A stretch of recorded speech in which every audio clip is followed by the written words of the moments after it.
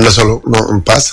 jaajëf Aba maa ngi lay nuyu bu baax a baax di la ziar di nuyu Ndiaye di nuyu auditeurs yeeg internet yëpp di ziar ñëpp li nga tax sa loxo bi rafet na trop. lépp ngi dox waaw fii la am ci ginnaaw.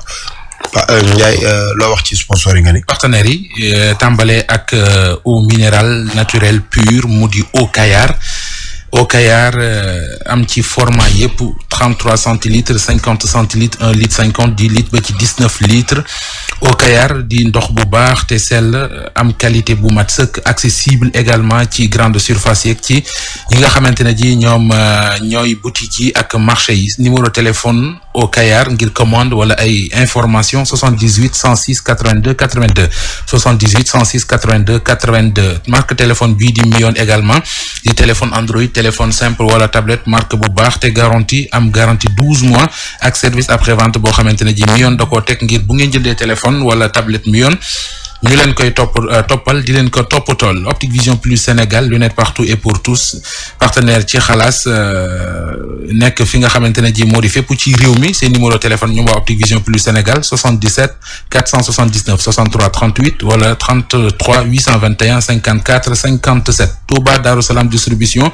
nekk HLM Soudida amit magasin fële ci marché central rue de la gare du marché bu mag ci Thiès seen numéro téléphone ñoom ñi indi dolkat di Touba Darou Salam distribution 77 417 54 64 wala 77 549 03 20 établissement waa kër Serigne Touba Fallé frère borom gaamu vite fait bi seen numéro téléphone 77 555 11 11 wala 77 806 15 19 gaamu vite fait am léegi crème épilatoire boo xamante ne ji dafa efficace am na savon king anti acné wala aloe vera loolu mooy établissement waa kër Serigne Touba Fallé frère comme waxtu wee tollu fii aba ñu sóobu rek ci xalaas bi. ayca passe xalaas express dafa am wala ñu dem ci xalaas gi. non awma express sax mais kii Ndiaye. balaa ñuy ñëw ci xalaas bi nga waxoon nañ koy téye ba Aba ñëw mooy bu vendredi ba dam lay jox ñaar yu xaw a gàtt. benn bi alerte la beneen bi dafa am benn boy. bu doon xeex ak benn copain am kooku bàyyi ko ba mu tëdd mu jël essence sotti ko daal di koy taal. taal waa ji. waaw. ah bon. fële ca Tëngéej. waaw. waa kim taal deewul. non deewul nag mais sonn na. sonn na lool boo xoolee photo yi moo ne photo bee nekk ni mooy moo doon sànq ñoom ñaar ay mécanicien lañu. mais Ndofane lañ dëkk. waaw jàppante nañ nag ñoom ñaar yëpp Ndofane lañ dëkk ki ko taal na dafa daw. maire Rufisque la jëf yi xewe. waaw papaay booy bi mooy wax ni. ndimbal laa ci bëggoon. bi booy bi da doon xeex ak benn booy. xeexuñ sax dañoo xawoon a am benn problème rek. bi ñu amee problème discutation yi ñaa jàppal bàyyil ñu bagé booy bi fàtt na ko ñu tëdd di nelaw ne na booy bi dem ul essence fekk mu tëdd mu sotti ko muy nelaw mu sotti ko tolloo ci malla bi la tëddoon malla bi jàpp booy bi jàpp ñu la ko taayee. waaw mu mel ni nee mi ngi hôpital Kamba Thiaroye instant daal booy bi fi mu toll dafa daw def nañ plainte bi mais booy bi dafa daw kenn gisu ko. kii ñu taal nii kii sama doom la kii ko taal Ndofane la dëkk mais ñoom Tëngéej lañ doon liggéeyee mécanicien la ancien lañ doon liggéeyee Tëngéej ñoom ñoo bokkoon garage Tëngéej lañ ñoom Tëngéej lañ nekk mais ñoom Ndofane lañ dëkk biñ defee plainte bi Tëngéej lañ def plainte bi encore mais booy bi dafa daw moom dimanche bële démb la am ñaari dimanche. affaire bi da koo sonn ñu ngi woon hôpital Thiaroye problème bi lan mooy léegi dañoo xaw a mooy loolu yaa ma gën a xam li ñuy laaj xaw na bëri te saa bi nii saa li mu entraîné keroog dimanche la ko entraîné dañ ne ko 10 jours la fay nekk 100 000 la ñuy fay bu fa defee 10 jours yu nekk daal dañ fay 100 000 yaram bi day gën a métti ku ñu si jàppale daal lañ bëgg ku ñu si jàppale booy bi li ma la waxoon daw na booy bi Ndofane la dëkk booy bi ko taal Ndofane la dëkk moom si boppam Ndofane la dëkk ñun Ndofane lañ dëkk. mi ngi noonu Ndiaye. soxla nañ ndimbal de. ma ne ñi soxla nañ ndimbal de. waaw soxla na ko dimbali nag wax dëgg yàlla. te ki def lii jàppaguñ ko. daw na. xam nga sax lu tax muy naqaree lijjanti mooy dégg nga ñoom nee nañu. kiñ ko def ak ki ko def yëpp ñoo bokk fuñ dëkk. xam nga Ndofane Saalum la nekk. te xam nga Saalum yi ñoom ku leen xam leen ci bëgg mbokk. ça veut dire que gis nga lii tey même man ragal naa bu ñu demoon ba jàppee waa ji du mujj fenn. mais pour le moment nag balay yëf yi di ñaaw di gën a ñaaw. waa ji dégg nga li wax nee na amuñu luñ ko faje ma nga hôpital Thiaroye ñu tey amuñu luñ ko faje bu weesoo ñi nga xamante ne ji xëy na bëgg nañu jël seen doole seen alal def ko dimbali ko ci nit ku toll ci diggante dund ak dee. ki ñu ne moo ko taal bu dee dëgg la na ay mbokkam njëkk a jóg. waaw. parce que bu dee seen gàcce lay doon. te xam nga àtte ku taal nit bokkut ak àtte ku rey nit. waaw tey bu ñu ko jàppoon nii toppee ko ay tuuma yi moo ko taal xaw ma nu ñu koy tuddee seen kii terme yi. du bokk mukk ak bu ci waa ji faatu. benn yi du bokk. nañ ko teel a faj ko. nañ ko teel a lijjanti. kii daw. jarul daw parce que même boo dawee bu dee ci police ak gendarmerie mais xanaa di nga jàkkaarloo sa mbokk mi. ëllëg. ëllëg sori na bu ñu tabaskee daje Ndofane. kii ba demaat seen dëkk. dara jaru ko. dëgg la de. dëgg la de. ñu dem. Ndiaye. waaw lu policier bi def. faux policier. kii du vrai policier. agresseur bu mag la. fii ci corniche bi. waaye kii bu ma def nii waaye. ñii dem ci corniche bi dañ moytu. corniche Ndakaaru bi. waaw. day am benn waaye bu ñëw présenté wu comme policier. laaj la say pièces ak yooyu. ban corniche la bi fees dell ak ay policier nii. waaw fii côté. nu ñu koy waxee sax nii côté fi ñu bind bienvenue à Dakar. ci Mermoz bi noonu. ah d'accord. côté boobu xam nga côté boobu souvent day xaw a wét. daal day ñëw laaj la say pièces ak yooyu noonu. du ca yam. day jékki-jékki génn la nga ni mu paaka bu xoolee fekk foofu wét. def na ko ñaari xale yu jigéen jël seen téléphone laaj leen seen i code. code lan code téléphone yi ñu tijju ko. visible nag nee na waa ji yàgg na fa def yooyu dafay sa agressé ay couple. day ñëw ne la policier la. waaw. ñu déglu. waaw kii bi daal exactement Olympique Club noonu ci suuf soo wàccee noonu am na fu ñu bind bienvenue à Dakar te wàcce noonu ci suuf ci kii bi dem ci plage yu Mermoz bi noonu foofu la gaa bi nekk léegi da ngay ñëw mu mel ni policier la xam noonu la def xale yi waaw ne leen seen pièce loolu leen def fii heure bi te boobu il faisait 22 heures dégg nga di leen fouiller jël seen ubbi seen bagage yi waaw jël seen portable yeeg airport yi ñu yoroon yëpp jël ko ne leen nag jox leen ma seen code ne kenn ki nu wool keneen ki kooku woo ko mu wax la même chose keneen ki aussi pour mu woote ne leen code yi ñu déverrouiller téléphone yi léegi mu jël téléphone yi yëpp fuyee seen saak daal jël li fi nekkoon xaalis bi yëpp door leen ne xanaa xamu leen ne agresseur laa génni laa wax nee na ngandum paaka ne leen ayca dem leen noonu la leen def dépouiller leen complètement léegi bi ñuy wàññeeku nag la gardien bi nekk foofu vigile à côté ne leen kii moom c'est pas la première fois mu koy def temps yére def na ko ku nekkoon ci biir otoom toog di xaar keneen waaw mais noonu la ko agressé mais kooku policier yi suñ ko bëggoon jàpp nañ ko jàpp parce que suñ ñëwoon aussi civil rek mel ni kuy ñëw foofu mën nañ ko jàpp parce que loolu dafa yomb nee na des fois kagul lay takk gardien yi ne foofu moom gis nañ ko sorewul dañ ko dox ñuy génn ay 21h45 22h yooyu 22h moins avant 22h daal juste waaw heure yooyu la xam nga noonu guddiwul noonu heure yooyu la daal parce que gars bi il paraît que c'est pas la première fois foofu daal lay nekk daal di rôder autour des fois mu nekk vigile bi nee na même ay couple sax da leen di agressé waaw des fois day takk kagul nii sol ay manches longues yooyu te dafa il est un peu costaud soo ko gisee daal da nga koy teg ay policier da nga koy teg parce que ñëw ne la c'est la police waaw. te fi muy wax boor boobu noonu dafa am ay wala ab ambassade bu fa nekk. ambassade Égypte ci côté yooyu la nekk. kër président Macky Sall sorewul foofu. club olympique côté yooyu la nekk. kii naqarewul jàpp. ñaari agent GIGN ku góor ak ku jigéen ñoo fay xëy rek def fa chaque 22 heures ñu dem fa naani ko wala dem fa taxawaalu noonu. léegi wax ko waal. foofu amul koko de. waaw non mais ñu dem fa di toogaalu noonu rek ñaari agent GIGN rek ngay jël. ne leen yéen seen mission ci semaine bii mooy 22 heures ngeen génn dem taxawaalu ne. voilà leen di couple nañ ñu dimbale buñ ko jàppee. nañ ci communiquer. si parce que xam nga fi mu nekk nii ñi wax nga dégg mais am na ñeneen ñu tiital. si buñ ko jàppee ñoom. boo xam naa dinañ ko jàpp. mais buñ ko jàppee nañu communiquer bañ xam ne danger écarté. ba pare nag Ndiaye. foofu dañ ko war a sécuriser de. parce que bari na problème yu am ci couple yu bari fa lañ koy régler. génn doxantu ko waaw toog waxtaan nii. en plein air. Ndiaye fa ngay mën a baalu fa nga koy mën a defee te kenn du ko fekkee. nga baalu ñu baal la ngeen dëgg yéegaat seen oto dem ñibbi seen kër. xam nga Ndiaye bu xale yi ñëwee ak cousine yeeg cousin yi dëkk ci kër geeg jànq yeeg yooyu kilifa mu te baalu foofu ci seen kanam. waaw faaw corniche ba rek. te mbedd ma wala nga ñaari jabar nga mënoo baalu aaw bi ci biir kër gi. faaw nga gàddu faaw nga jël ko yóbbu corniche donc nañu sécuriser corniche bi. dañ ko raxas ba mu set. ban respect ngeen ma jox yéen ñaar ñii lu bees la wala ban considération ngeen ma jox ba xalaas war a daw ngeen ni dañ koy denc ba abaa ma li jaaxal na ma trop. non du man de. li pièce la de non laa leen jaay. toll naa fi nii dama tiit. li xalaas lan la. loolu moom laa leen jaay. laa leen jaay. li xalaas lan la jaay. nit ku dof. ku wérut la. voilà. ngeen nañ xaar ba ki wérut ki ñu teg xalaas ku wérut ki. yaa ko non xam nga boobu noonu. waxtu yi dañoo daboon muy benn. ñaareel ba mooy dafa am loo xamante ne ji buñ koy waxtaanee. day baax ñun ñëpp ñu yemb. maanaam ñu fekke ko. moo tax bi mu ko bëggee teg. ma ne ko non seulement boo ko fi tegee seeni borom liñ ci bëgg mën nañ ko bañ a am. nit ñi niñ ko bëgg a déggee mën nañ ko bañ a déggee noonu.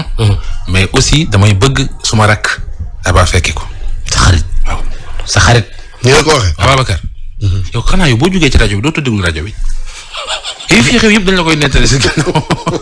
lu bizarre nag Ndiaye lu bizarre gi noonu nag. Ndiaye sama oto déjà mun jàpp RFM benn. waaw léegi yow loolu ngay def ci télé bi émission bu bees boobu nga xamante ne ji kër goo dugg la ngay fekk ñu koy seetaan. nan sama fan show. d'accord. sama fan show la. musul am ci Afrique waaw musul am Sénégal. leen de fii laa leen koy waxee buy pare ngeen di tooy. fii laa leen koy waxee di ngeen ci nekkee buy pare ngeen di tooy man Ndack Touré rek laa ci yërëm. Ndack Touré rek laa ci yërëm. léegi. waaw xalaas bii paas xalaasu lan la. Ndiaye Aba ndaw si non am lu gën a gàtt. déglu. sama doomu rakk te xale bi dafa am feebar boo xam ne daal dafa yéeme ndax gis nañ façon feebar bu nekk waaye bu mel ni moom defe naa gis feebaru xel la booy xool fukki at la ak juróom ci ren fu nekk doo nañ ci dem nañ dalal xel dem nañ Rofenel dem Njàmbur Siin dem Ngoy ci ma biigee jéey jamono Alsaan Seck Ngoy yóbbu ko Silaan yóbbu ko Ñokket yóbbu ko dëkk bu ñuy wax cax internet ko fa loo def rek dafa mel da ko rakkaay mënul xool yaayam tey mat yaayam di ko dóor yaayam mat laa lalam bépp dem mat nag rajo du fa tàkk da lay toj man mi toj nga sama rajo toj télé yaayam coin yi mu toj leen soo mën fukki oto ci oto bi mujj keroog samedi ambulance yi toj paradis bi leen gis fukki oto ci li ñu xam toj na ko doom ji nga xam ne xam nga rek àddina neexul am na ñu gëm yàlla am ñu gëmul yàlla doom ji man maa ko yore am na doom moom jigéen la doom ji wax dëgg yàlla jàppale na ma ci trop fi mu ne nag rab yi ci doom ji lu ko xiir da koy dóor du fanaan ci kër gi war na am ay ñaar fukki at ak ñett mag la amul jëkkër daf doon jàng dem na ba doon def entrée en sixième te da bëgg di affaire bi dikkal ko mu ne day dem ñu koy téye boobu ba tey nag amuñ ci benn dal doom ji xam nga xale yu góor rek baaxuñ seetuñu am nañ seet daal am ñu am seetul yàlla dañ ko koy jox doom jaa ngi ma yore waaw. te doom jooju tamit da koy métti. da koy dóor temps yi loolu la xewal dama koy dóor jël yatam te dafay man tam ma jël yat yaayam di ko jur nag moom dafa jooy ba amatul kattan day mat fu dagg jekki yaram bu yaay ji mi ngi ci. day fekk nit toog mu song la bu ndee lekk mu ne këppit bool bi këpp. dafa am doole xam nga rab koy dimbali. ñun daal daf ci fitna lañ dëkk fitna amuñ na lu guddi amuñ na lu bëccëg ñun dañoo ub hôpital yi jigéen biir dañuy génn dem di defee ay analyse yooyu ma kar leen di bippoo ñoom ndox yi te xam nga itam la wóorut man noonu nag dama koy wax. léegi wax nga fii léegi ay oto yu mu toj oto yooyu seeni borom la ñu wax. ñun dañuy toog rek dégg toj na oto bu ñëwee dañu am kersa trop ndaxte ñu ngi làngal fii ñu dëkkandool yi ci koñ ba ñetti nit foofu noonu toj na seen oto ba ñeent sax ku ci nekk rek da ngay gëm yàlla wax sa wax bu rafet am nañu comprendre waaye nag damay sant di gërëm parce que itam lu toll ni paradis oto ni mu seere nga tojal ko nit ak rek ñun gàcce la ñuy wéy ak naqar ndax du lu ñu gën a du lu ñu neex parce que àq la ki mujj nii samedi la ko toj dimanche mu ñëw dama ko wax ci ngoon gi fi ñuy wax eggale bi mu dikk ne maa ko toj de loolu si moom kooku it waxam bu rafet nga xam ne ñu ñoo tooñ noonu nag la dëkkee bi nga xam ne def nañ noonu dem ci préfet bi nañu benn këyit benn lettre boole ñoo ambulance bi ak chapeau ñu yóbbu ñu Rofenel bi ñu demee ñu consulté ko ñu ba ñu demee ñu teen si buntu bi ne il faut ngeen joxe ticket bi 4000 ñu jël ko mu duggee si biir ñu xool ko daal bi ambulance bi wanee ginnaaw ne leen dem leen dina ko ay garab nag après mois de août bi ngeen demaat mu Diourbel ñun bu ñu sañoon te yàlla sunu borom bi defar lépp dimbaliñ ci loo xam ne da téye loxoom yi ba dootul yàq fi jàmm parce que lii àqal sa ñun ñi ay mbokk mënuñ si dara loolu ba suñu doole jeex na ku ci am nag loo xam ne mën nga ñu ko cee jàppale te yàlla tax du téye loxoom yi ndax ñun fu ne dem nañ fa dem nañ ci sëriñ si dem nañ ci hôpital dem nañ fu nekk te liñ ci gën a def kaa mooy hôpital bi nu uuf jigéen bi duñu romb ak ay liir mu leen di kar te duñ ko mën a daal manoon nag naa ko wax ci rajo bi nag jéem tànn ko ñëpp yëg ko parce que lii sa naqara sa tiis da nga koy wax kenn nëbb sa jàngoro te lii du ma ko réeru du ma ko ruslu ndax it la toju oto mën naa dem ci leneen ma koy gis nag ñëpp lu ci waay mën rek te xam ne buñ ko dimbalee loxoom nañ ko téye ak tànk yi maa ngi koy sant ñëpp bàyyuma sëriñ bàyyuma autorité yi bàyyuma nit ñu baax ñi lu ci waay mën rek ci dimbale ma ndax it ay borom bakkan. Babacar Diouf di ko gërëm ces éléments bi. soxla na ndimbal de kii. torop ñii sax laay wax. torop yi gën a metti ci nattu yàlla. bii ci la bokk. dëkk ak nit ko àndut ak xelam te mënoo koo bàyyi ginnaaw. mën na ëppi loxo de. abaa nañu ko dimbale de. lii moom mën na ëppi loxo moom bu dee am na ku ko mën a. waaw nañu ko dimbale te xam nga ñi bàyyeekuwuñu fu ne dem nañ fa. déggoo yim la limal yépp ne dem nañ fa. metti na de. tooj ay pare-brise oto sa doom ji nga jur da nga koy dóor ba ñu lay téye. fekk sa yaay toog nga koy matt boo demee hôpital sax ñi ëmb ñi buñ la rombee ngeen ni wéq ak di leen lii buñ ci dul jóg dina. xam nga déjà am na benn conséquence. mooy àndut ak xelam te jigéen la. ndax nañ ko. ba tooñ ko. am doom ma nga ak doom ji. dafa yoo xamante ne ji moom aba ku ci mën dara na ci def dara rek par contre coowal viol amati na ci réew mi. mbay kilifa gu mag. gu ñu ràññee ci wàllu politique. dëkk Fatick. moom la mbindaanam bu 16 ans tuumaal ne dafa yegg ci kawam. waaw ko de. yaa ngi bëgg a xam kan la. de man xam nga. parce que problème bi mooy man bëgguma wax tur bi te su ma la waxee fi mu jaar ña fa jaar ñëpp. tuuma da leen di topp. amoon ay poste responsabilité yu mag fii. dëgg Fatick. waaw. ku ñu xàmme ci wàllu politique. waaw. yenn indication bi ma la waxee sant bi wala ma non. ba bàyyil noonu xëy na gars yi dinañ ko creuser mais. xawoon na fee nekk kii sax. déedéet. non waxuma sama xel man gis nga sama xel mi. Ndiaye daal en tout cas am na waykat bu mbokkal sant ci réew mi. fii. bokkuñu dara nag ñoom ñaar bokkuñu dara mais ñoo bokk sant. waykat yu dàq way ci réew mi. fii. rédaction.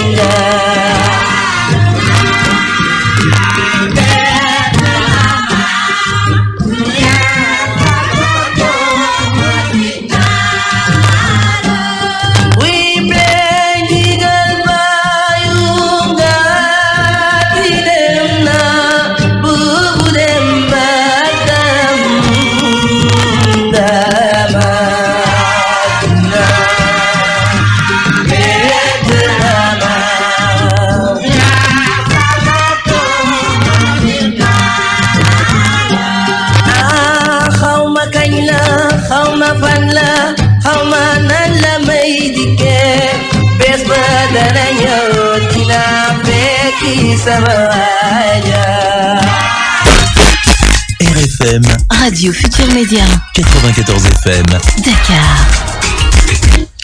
Merci de rester fidèle à la radio Futur Média, le Flash Info à la présentation, Georges Déthié. La Commission nationale de recensement des votes débute ses travaux aujourd'hui à 10h même. Les résultats provisoires sont donc attendus dans les prochaines heures. Les représentants des 8 coalitions en lice devront participer à ces travaux conformément aux articles LO 142 et LO 143 du Code électoral. C'est une des batailles que compte mener l'intercoalition Yewwi Wallu à l'Assemblée nationale, obtenir l'amnistie pour Karim Wade et Khalifa Ababacar Sall.